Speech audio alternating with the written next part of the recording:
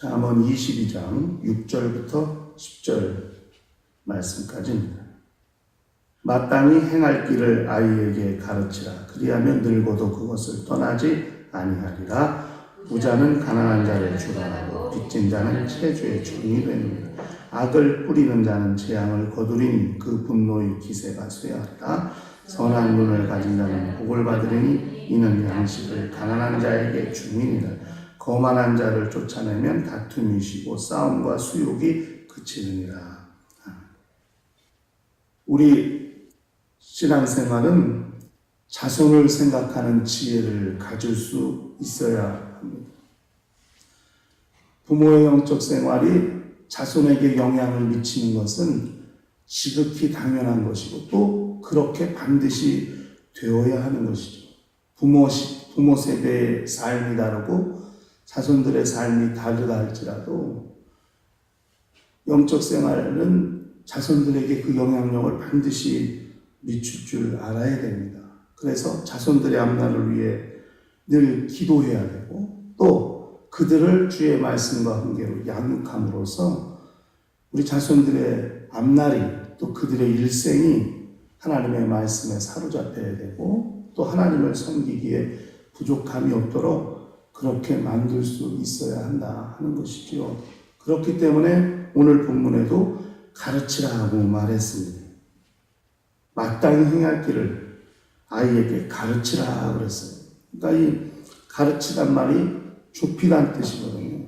하나님의 뜻과 너무 갭이 크고 너무 차이가 컸던 것들을 부모들이 가르침으로써 아이의 생각과 하나님의 생각이 점점 가까워지고 아이들의 뜻과 하나님의 뜻이 더 밀착되고 더 가까워짐으로써 드디어 하나님의 뜻이 무엇인가를 알게 되고 하나님이 원하시는 생각이 무엇이고 하나님이 무엇을 기대하시는가를 알게 만드는 것, 그것이 가르치는 활동을 통해서 나타날 수 있는 거예요. 그래서 교육은, 신앙교육은 정말 하나님의 뜻과 더 가까이, 더 점점 좁히게 만드는 그런 힘을 가지고 있다는 것을 그걸 잘 알아야 됩니다. 또 그렇게 가르침으로써 두 번째는 자꾸 연단시키는 거예요. 훈련시키는 거예요.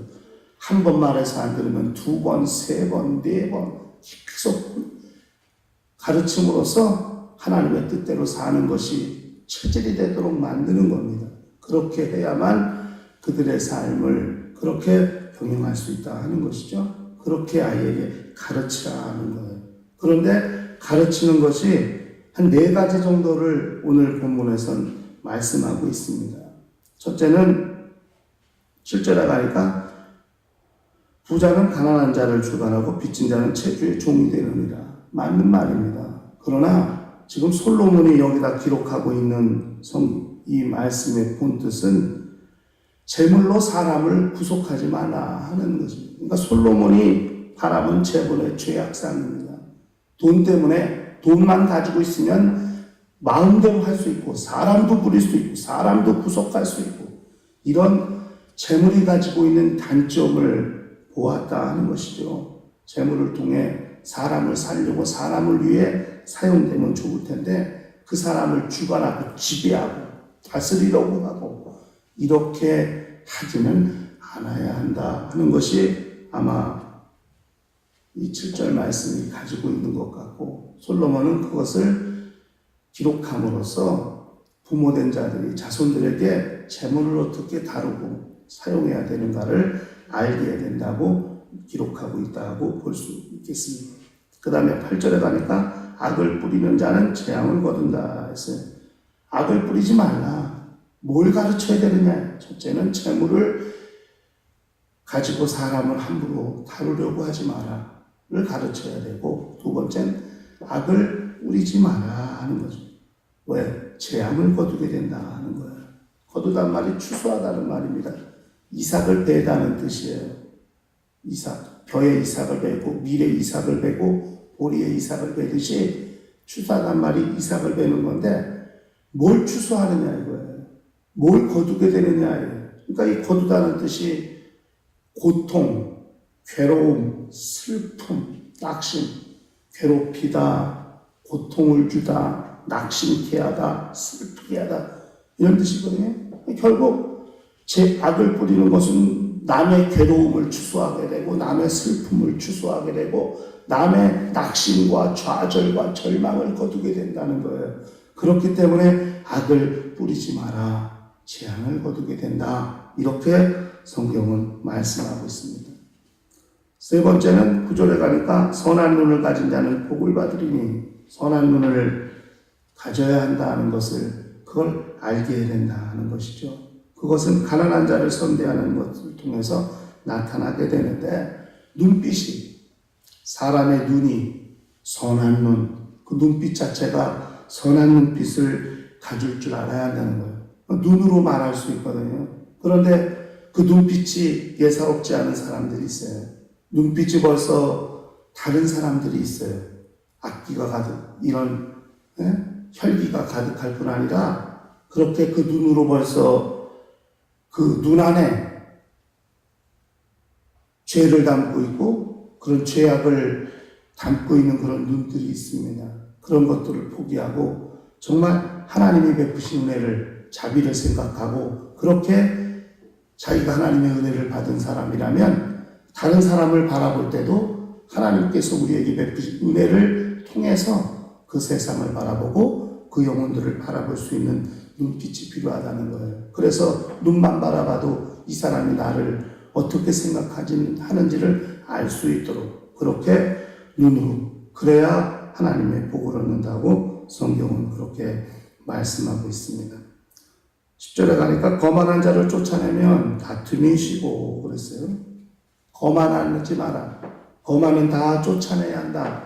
자손들에게 가르칠 네 번째 내용입니다. 거만하지 않도록.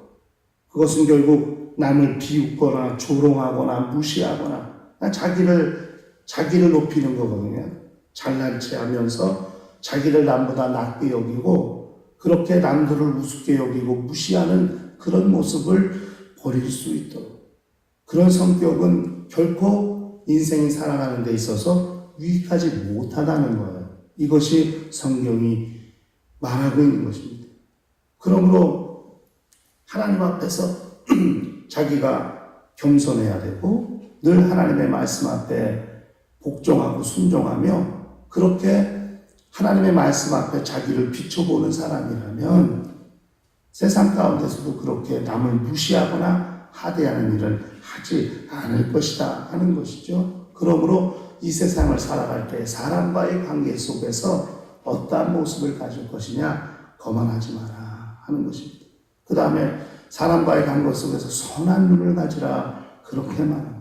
또 사람과의 관계 속에서 입으로 악을 뿌리지 마라. 그것은 다른 사람의 괴로움과 슬픔과 낙심과 고통을 거두게 되는 그런 안타까운 현실이 있다. 또 사람과의 관계 속에서 제물로 그 사람을 구속하고 협박하고 짓누르려 하지 마라. 이것이 아이에게 가르쳐야 될 네 가지의 내용입니다. 물론 더 있겠습니다만은 제가 10절까지 끊어서 지금 말씀드리는 것은 네 가지 정도 아이들이 세상을 살아갈 때에 무엇이 필요할까 가장 사람과의 관계 속에 이 세상 삶 가운데서 적어도 이 네 가지 정도는 가르쳐야만 아이들이 세상에서 신앙 생활할 때 또는 세상에서 삶을 살 때 어렵지 아니하고 또 평안한 삶을 살 수 있게 된다고 성경은 기록하고 있는 것이죠.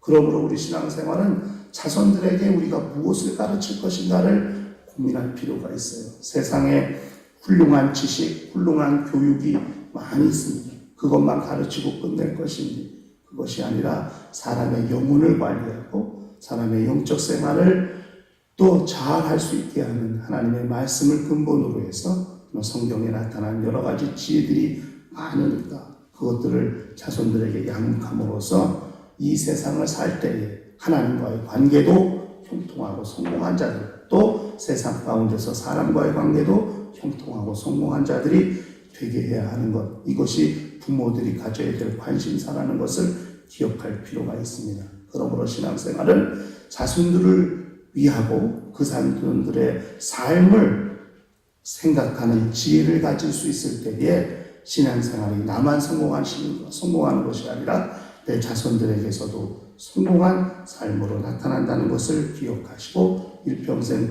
자손들을 향한 관심, 그것이 우리의 신앙 생활이어야 한다는 것을 기억하셔서 그렇게 자손대대로 성공하고 승리하는 영적 생활들을 감당하게 하는 거룩한 믿음의 가문을 이룰 수 있도록 하시기를 예수 이름으로 간절히 축원합니다.